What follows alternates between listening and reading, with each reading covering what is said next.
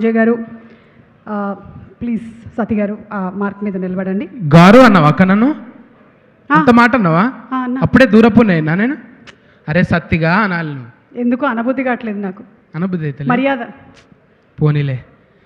సతీ ఇందులో ఏం క్యారెక్టర్ చేసావు నువ్వు? క్యారెక్టర్ సత్తి క్యారెక్టర్ అయితే కాదు. సత్తి క్యారెక్టర్ అయితే కాదు. కాదు నత్తి కాదు, సత్తి కాదు, ఊహించుకో. సుత్తి కాదు, సుత్త. నత్తి కాదు, సత్తి కాదు, సుత్త దొరుకుతుందా ఎక్కడైనా?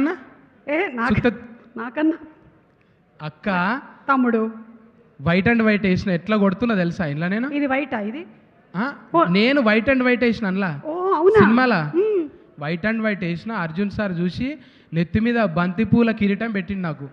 ఎందుకు? మంచిగా చేసినావు అని. అవునా? ఈడ కాదు ఆడగాడు బెంగళూరులో తీసుకుపోయి బంతిపూల కిరీటం పెట్టిండు నాకు. వావ్. కానీ కట్ చేస్తే అందరికి ఉన్నాయి, అందులో జూనియర్ ఆర్టిస్టులకు కూడా ఉన్నాయి. అందరికి బంతిపూల కిరీటం, అందరికి బంతిపూలు అంటే ఆ లొకేషన్లో అందరికి పెట్టాలి, నాకు కూడా పెట్టిండు అనమాట. ఓకే.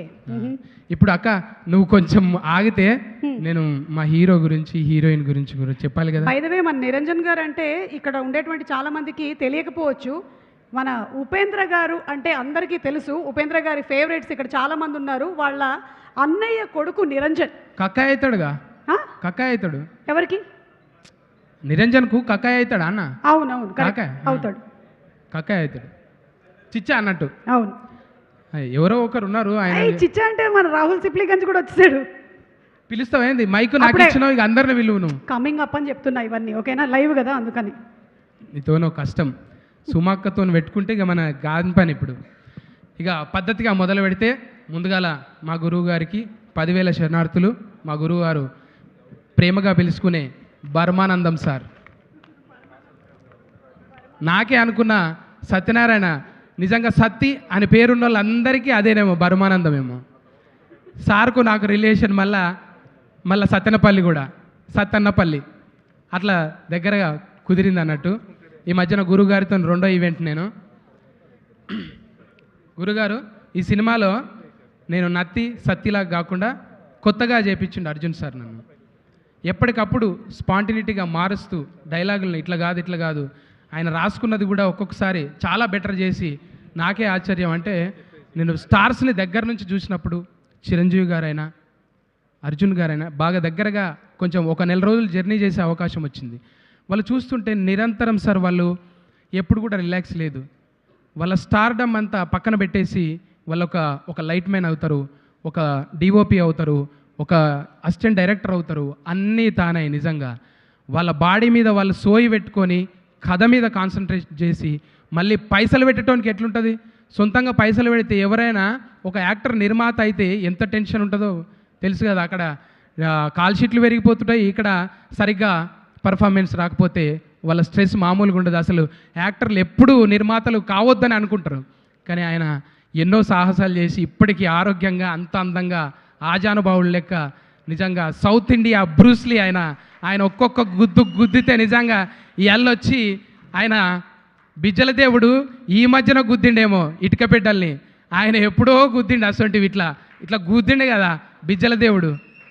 అర్జున్ సార్ ఎప్పుడో గుద్ది పడేసిండు రికార్డులన్నీ. ఆయన గురించి చెప్పాల్సిన అవసరం లేదు. ఆయన వేదిక మీద అంతకుముందు జరిగిన ఈవెంట్లు అబ్జర్వ్ చేయండి. నేచర్కి సంబంధించిన వాళ్ళని పిలుస్తాడు ఆయన. నేచర్కి ఎవరెవరు సేవ చేస్తున్నారు, నేచర్ని ఎవరు ప్రొటెక్ట్ చేస్తున్నారు నేను బాగా గమనించిన. అంతకుముందు సింగర్స్తోని కొంతమందితోని అప్పుడు గద్దర్ వాళ్ళ వైఫ్, గద్దర్ గారి వైఫ్, వాళ్ళ కూతురు విమలక్కతోని అందరితోని కలిసి కూర్చొని అంటే అట్లా ఎప్పుడు ఏమి ఇవ్వాలి, మనం ఎవరితో మాట్లాడాలి, నిజమైంది గౌరవం ఏంది, మనం ఏమి ఇవ్వాలి, ఈ సొసైటీకి మనం ఏమి ఇవ్వాలి. అందులో బూతులు లేకపోయి ఉండొచ్చు, పెద్ద రక్తపాతాలు లేకపోయి ఉండొచ్చు, కానీ అందమైన ఆంజనేయుడు, అందమైన అమ్మతనం, కమ్మటి వంటలు, ఒక కుటుంబం, ఒక బంధాలు, బాధ్యతల గురించి ఎంత నీట్గా ఒక కమర్షియల్ సినిమా. ఇది కావాల్సింది సొసైటీకి.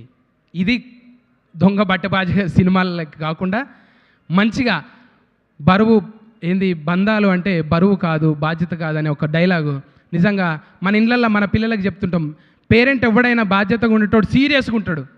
జోకు ఈ సినిమాలో చూసినట్టు డాడీ నేను లవ్ చేసిన ఇద్దరం కలిసిపోయి అమ్మాయిని చూద్దాం ఇట్లా ఉండదు కదా. కుటుంబం అంటే సీరియస్గానే ఉంటాడు ఫాదర్ రోల్. అంటే నువ్వు భర్తగా ఒక అన్నగా ఎట్లయినా ఉండొచ్చు, కానీ తండ్రిగా మాత్రం సీరియస్ ఉంటాడు మనిషి. అట్లా ఆ తండ్రి ఆ బిడ్డకు ఎంత మంచిగా చెప్పొచ్చు, ఎంత ప్యాంపరింగ్ చేస్తూ చెప్పాలి. ఒక తండ్రి దగ్గర కూతురు నటించాలంటే ఎన్ని హద్దులు ఉంటాయి, కానీ అవన్నీ ఏం లేకుండా అడవిలోనే నెమలి అన్న లెక్క పాటలు ఉంటాయి చూడు. అడవిలో నా నెమలి బోలే చెల్లమ్మ, నువ్వు ఆటలాడుకో పాట పాడుకో చెల్లమ్మ అన్నట్టు ఒక తండ్రి దగ్గర కూతురు నటిస్తుంటే నాకు నిజంగా హ్యాట్సప్ సార్ మీ ఓపికకి.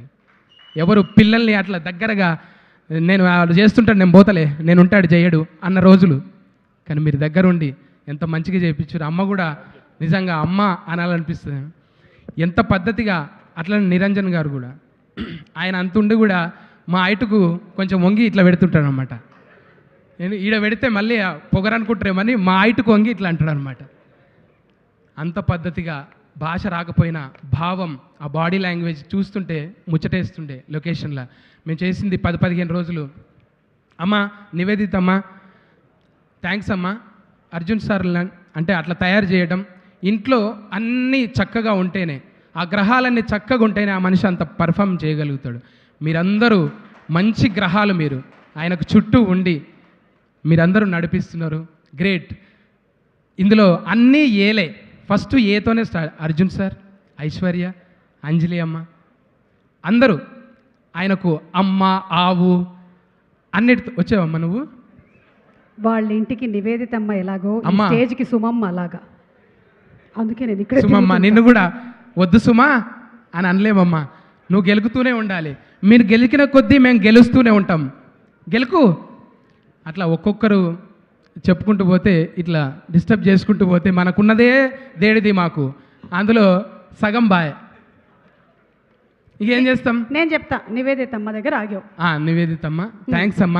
అట్లా తయారు చేసిన చాలామంది ఉన్నారు, నేను అందరి పేర్లు చెప్పకపోవచ్చు.